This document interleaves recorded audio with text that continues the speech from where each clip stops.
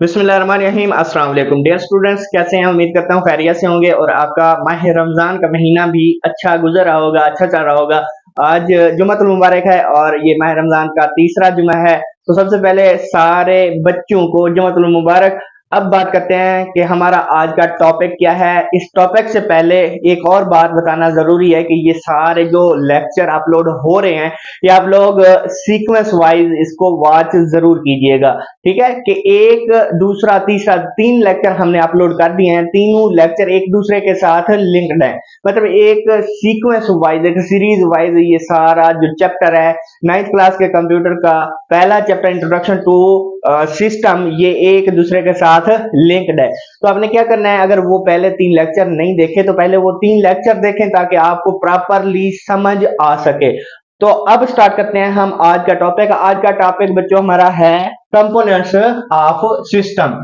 कि एक सिस्टम बनाया जाता है और सिस्टम में डिफरेंट क्या होते हैं, कंपोनेंट्स होते हैं। सबसे पहले हमारा क्या है, कंपोनेंट्स ऑफ सिस्टम। टॉपिक का नाम है कंपोनेंट्स ऑफ सिस्टम। एक सिस्टम के अंदर कौन कौन से कंपोनेंट्स होते हैं। सबसे पहले कंपोनेंट्स ऑफ सिस्टम क्या होता है इसके बारे में बात करते हैं कि building blocks of any system which is used to do specific task. कि एक ऐसी बिल्डिंग ऑफ ब्लॉक्स जिसके अंदर उनके कुछ पार्ट्स, कंपोनेंट्स को क्या कहते हैं, उनके हिस्से, उनके पार्ट्स, ठीक है, वो पार्ट्स जो कि किसी भी स्पेसिफिक काम को करने में मदद देते हैं उनको कंपोनेंट्स कहा जाता है। मीन दैट इसको हम लिख सकते हैं building blocks of system for specific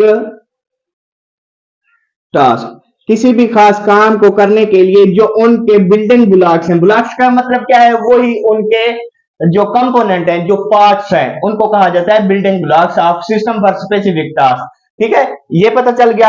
अब ये जो बिल्डिंग ब्लॉक्स हैं, हर एक कंपोनेंट किसका, सिस्टम का, ये भी कंपोनेंट जो है ये जरूरी है किसके लिए, एक सिस्टम के लिए। अगर हमने समझना है कि ये जो कंपोनेंट सिस्टम के होते हैं ये कैसे काम करते हैं, इन कंपोनेंट्स को समझने से पहले हमें क्या करना चाहिए, ये जो सिस्टम है इनके तमाम कंपोनेंट्स को समझना है तो पूरे सिस्टम को समझना चाहिए कि इन कंपोनेंट्स से जो सिस्टम डेवलप किया जाएगा वो कंपोनेंट्स के जरिए वो सिस्टम एक्चुअल कैसे काम करेगा।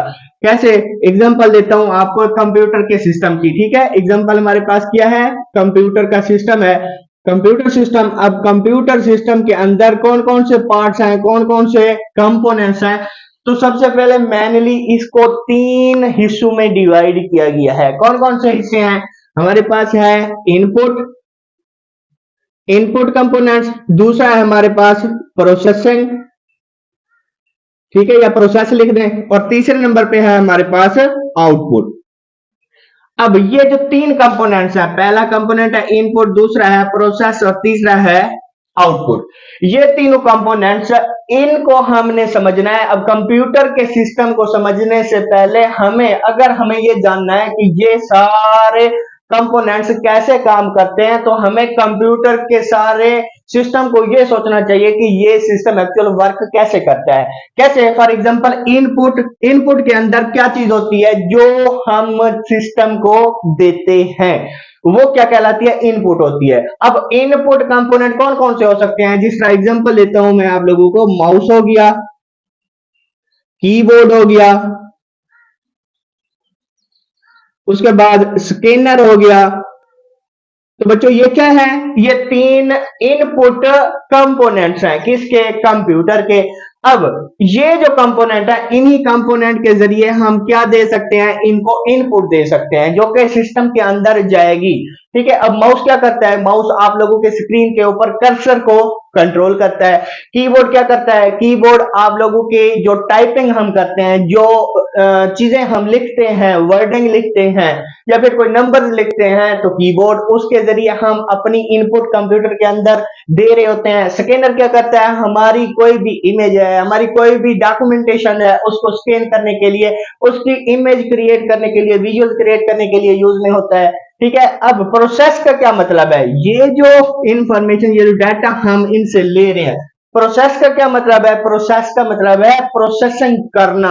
अब इनपुट कंपोनेंट क्या करता है, इनपुट कंपोनेंट यूजर से इनपुट लेता है, सिस्टम में देता है। प्रोसेस का क्या काम है, जो प्रोसेसिंग यूनिट है, कौन सा प्रोसेसिंग यूनिट है, सीपीयू, सेंट्रल प्रोसेसिंग यूनिट। ये आगे जाके हमारा एक लॉन्ग क्वेश्चन है, वो न्यूमैन आर्किटेक्चर ऑफ कंप्यूटर, तो उसके अंदर हम इसको पढ़ेंगे डिटेल के साथ।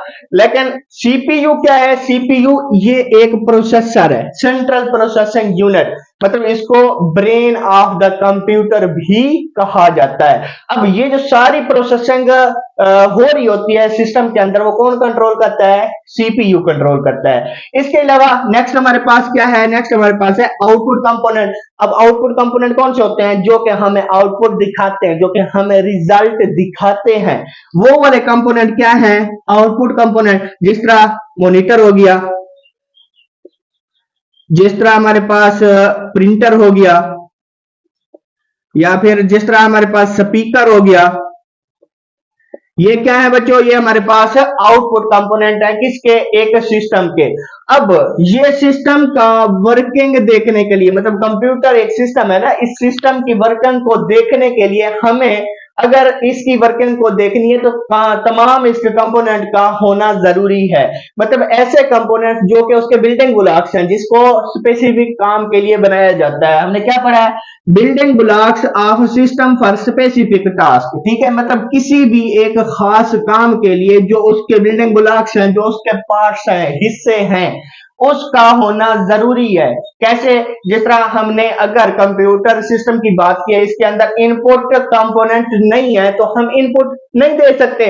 फॉर एग्जांपल आप लोगों के पास माउस नहीं है, कीबोर्ड नहीं है, स्कैनर नहीं है, तो इनपुट कैसे जा सकती है, कभी भी नहीं जा सकती। और वे हो सकते हैं, इसके वायरलेस के जरिए भी हो सकता है। मोबाइल आजकल जो सिस्टम है उसको हम रिमोटली एक्सेस कर सकते हैं, कंट्रोल कर सकते हैं, वो अलग चीज है। अगर फिजिकली एक सिस्टम की बात करें जिसके अंदर अगर फॉर एग्जांपल आप लोगों के पास ये इनपुट कंपोनेंट ना हो, तो अब क्या कर सकते हैं, अब यहां पर इनपुट उस सिस्टम में दे ही नहीं सकते। तो बच्चों आपको क्या समझ आया इस चीज से, कि एक सिस्टम को समझने के लिए उसके अंदर जितने भी सारे कंपोनेंट्स हैं वो उसके लिए जरूरी हैं, ताकि वो अपना काम अच्छे तरीके से कर सके। ठीक है, ये थी हमारी के कंपोनेंट ऑफ सिस्टम क्या होते हैं, और तमाम कंपोनेंट्स का होना जरूरी है। इसके अंदर एक और चीज भी होती है, वो है रजिस्टर्स। और इसके अलावा इसके जो यूनिट्स हैं, इसके अंदर जो यूनिट्स हैं, किसके अंदर, सीपीयू के अंदर। पहला यूनिट होता है अरिथमेटिक एंड लॉजिक यूनिट, और इसके अंदर ही इसका दूसरा यूनिट है कंट्रोल यूनिट। ये हम जाके पढ़ेंगे वो न्यूमैन आर्किटेक्चर में, जो कि एक लॉन्ग क्वेश्चन है और इंपॉर्टेंट 3 लॉन्ग क्वेश्चन है। तो बच्चों इसके अंदर यही था कि कंपोनेंट ऑफ सिस्टम क्या होते हैं, building blocks of a system that use for specific task. अब इसके अंदर जो कंपोनेंट्स हैं उनका होना जरूरी है। अगर हम ये सोचते हैं कि हमारा पूरा सिस्टम काम कैसे करता है, उसके लिए उनके तमाम कंपोनेंट्स का होना जरूरी है। मैंने आप सब चीजों को यहाँ पे जो है वो क्या कर दिया, एक्सप्लेन कर दिया। अगर इसमें कोई भी मसला है, कोई भी इश्यू है, तो मुझे कमेंट सेक्शन में बता दीजिएगा। बाकी इंशाल्लाह मिलते हैं नेक्स्ट लेक्चर में। हमारे 2 लेक्चर जो हैं और रह गए हैं, जो कि इसके अंदर है communication of system and environment of system. ये हम इकट्ठा पढ़ना चाहें तो इकट्ठा पढ़ेंगे, नहीं तो अदरवाइज हमारे ये लेक्चर, क्योंकि मैं चाहता हूं कि थोड़ा थोड़ा करके हम अच्छे तरीके से तमाम जो कंसेप्ट हैं उसको इजी वे में समझ सकें, ताकि फुल डिटेल आप लोगों के पास होनी चाहिए। और तमाम डिटेल होगी तो इजी तरीके से एक कंसेप्ट को, एक टॉपिक को समझना और सीखना आसान रहता है। तो इंशाल्लाह मिलते हैं नेक्स्ट वीडियो में, नेक्स्ट लेक्चर में। अल्लाह हाफिज।